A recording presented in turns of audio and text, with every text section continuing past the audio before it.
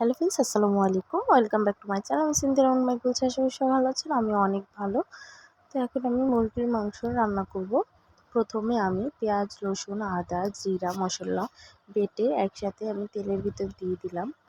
তো কিছুক্ষণ কষানোর পরে দিয়ে দিলাম 1 চামচ হলুদ, 1 চামচ মরিচ, স্বাদ মতো লবণ।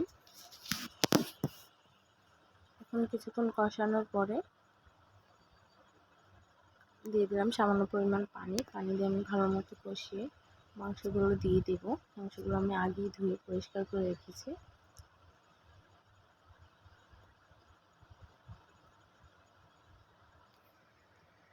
এখন ভালো মতো কষানোর পরে এখানে আমি দিয়ে দিলাম 2টা তেজপাতা ছিঁড়ে, এলাচ, দারচিনি। তো আমি এগুলোকে দিয়ে দিলাম, দিয়ে ভালো করে নিয়ে এখন আমি কিছুক্ষণের জন্য ঢেকে দেব। এখানে আমি 2টা আলু কেটে নিয়েছি ছোট ছোট করে, নিয়ে নিয়েছি কাঁচামরিচ। তো এখন রান্নাটা কমপ্লিট হয়ে গেছে।